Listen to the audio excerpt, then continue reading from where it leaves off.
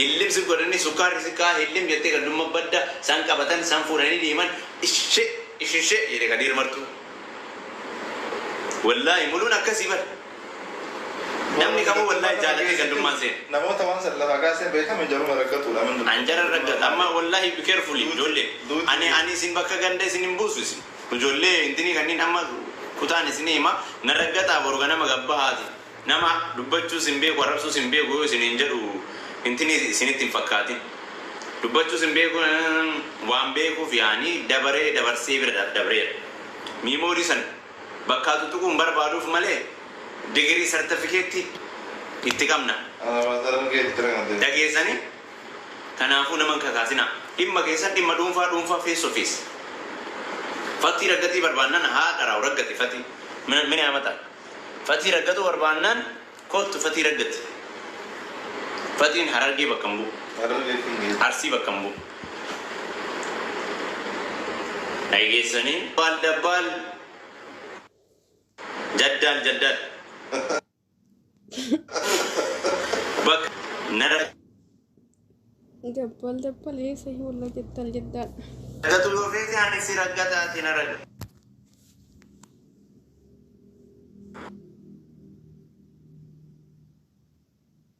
ले तो नगना यार बस चले 0-0 नो इन्हें गना सुन तरतीब आसगा पवालो ये सुन नगर तो यार तनदा 0-0 इन्हें इंतन नो मगत मन लगा सूरा डाटर ये लो मरा daughter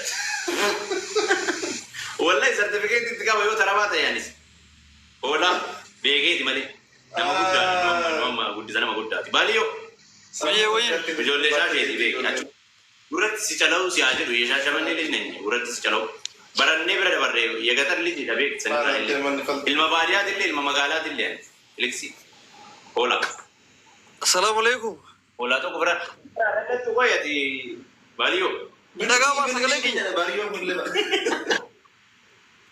dhagaama maal jedhasi abdi banne baliyoon go maal jedha abdiin bannee jedha baliyoon jedha wallina maali beeyta wallahi tokkoffaa fatisha dhugaa ortoositti miyani sagaleen kiyyan jiraami already yaa tokkoffaadha ati namni ati galateeffatu qabdu ilmaan oromoo guutuudha keessatti ittiin dawwaliin hafu keessatti eenyuun galateeffatu qabda beeyta takkitti warra harargee takka wallaahi qashti iftuu sibiil bilaasirraa bahe naayin na dhageeffadhu wallahi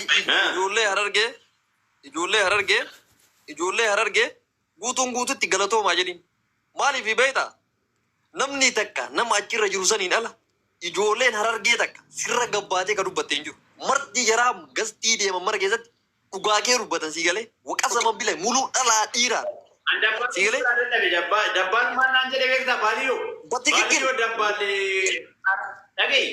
dabbaan maal naan jedhe beektaa arafaatiin dalaysiifachuu fi viidiyoo irraa qaba fattishaanii dalaysiifachuuf akkas godha haadhara ile wallaahi sukkaara nakkaasi hoolaa akkasiin agarre hoolaa jaanjaa fatiin maal jedha beektaa asasabii namni hin qabne fatiin arafaatiin dalaysiifataa jira achitti galchee birrii irraa fuudhaa saniif achi ergee waan kana akka dhagaa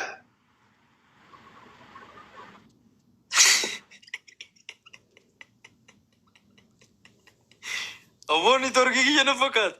Ni Turki. Isaati. Kuma isaati.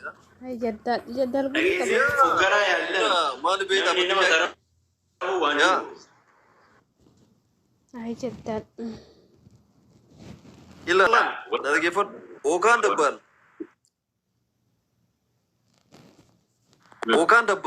ookaan ammoo jaalibsaa yookaan murtii guutoon waasiin jedheef wallahi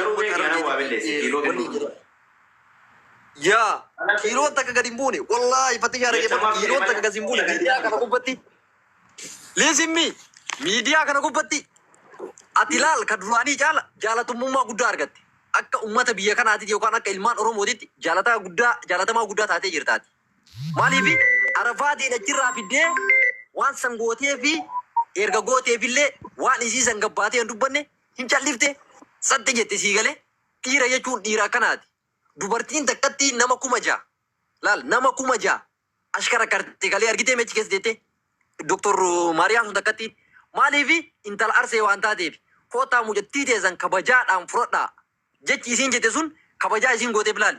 Osoo garuu mucattiin tuni fe'amtee yookaan dammoo jechuudha rakkoo wayirra ga'ee dhukkubsatte wallaahi laziim gadi yaa'anii maal jedhan beektaa intala santu waa nyaachise jedhan qoricha daleedii. Dhugaartu walitti himuu bareeda. Kanaafuu marti keessan bata caalee haqam bira dhaabadhaa doktora sanillee dhaqaa fooloo godhaa akka hadha fooloo goosanii chaaleenjiin jalqabamee jira. Deemaatiin fooloo godhaa akkuma dhibba galchaa wal bira dhaabadhaa wal jajjabeessaa malee ganda namaatiif kutaa namaan arrabsinaa harreen takkattiin fattishaa ta'a arrabsitu takka miidiyaa kanarra hin jirtu nama 8 achirra jiru san malee. Arraban beeku baay'ee arraba gadatti nama arrabsan duriyyee lagaagaamii taniin immoo beektaa innas tanaadada. Waaqa. Yegalli na kun kan dhuunfaati malee arraba just afaanuu bahee nama dubbatu miti nama deebiyyuu namaan deebisu si galee. Yoo seggitiin tokkiin hin jira beektaa illaafi kabira dabaru. Kabira dabaru suni gowwaan gariin yoo callistee jettu gowwaadhuma sisee asii galee ofirraa faxoorta yeroo tokko yoo akkas hin taane hin ta'u.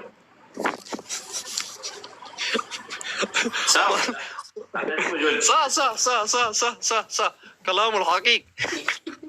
كلام Yandu aku mezum yemmelalle beekta ariifni tokko hin darbu karatti si darbu beek. Sekitiin tokko beekta yoo faxoorraa barate faxoora malee hin jaalatu.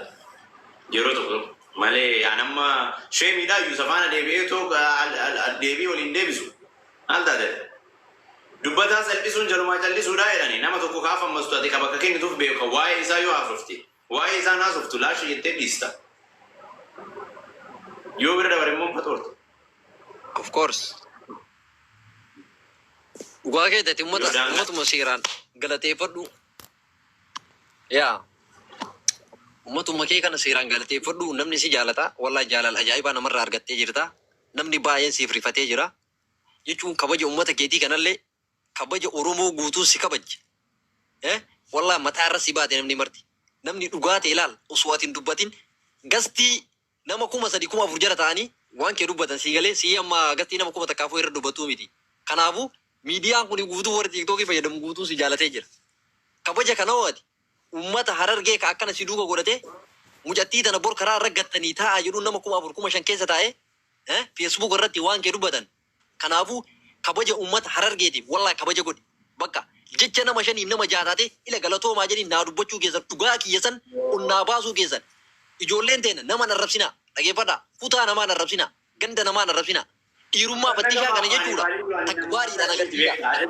Nama deemu miti baaliyyoo nagayi as biratti ana soka akkasii deemuuti qaata walitti laaqa waan akkasii yaanii kennama qaba namni sii galee alaamaa qaba kennama qaba yaada qaba waan dhuunfaa ofii ati baaliyyoon maartii maayindiin ati qabduu fi maayindiin ani qabu tokko miti sii galee garaagarummaa qabna waan ittiin na caaltu jira waan ittiin si caaltu sii galee kana jecha gaafuma waan kanayyuu itti seenu gaafuma waan kanayyuu godhu wanni baay'een akka dhufu ni beekaa waan baay'ee kan danda'uudha qaba sii galee gochuun dura nama waan nan dhufu kana danda'u moo nama waan nan dhufu kana hin dandeenye waan jedhu madaaluu qaba sii galee gaafa waan nan dhufu kana ka danda'u ta'e waan kana itti seenu yoo garuu waan nan dhufu kana hin taqaaqaamne ta'e an nama gahaadha miti waan ta'eef waan kana gaafa itti seene booda na gaabbisiisa kutaa walitti dira namaaf nama walitti dira waan ta'eef waan dalagu kana jalqaba itti beekeen itti seenu sii galee kana waan ta'eef kan nagafaaf an baay'ee jiraachuu danda'an maaf akkana siin jedhan ofirraa akkana waa akkana katara buni beeka ka deebii deebisuuf hin beeka ka deebii hin deebisneef hin beeka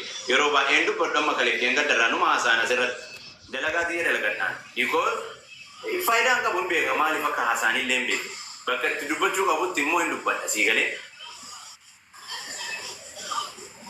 malee bakkuma argin seenu bakkuma argetti naatu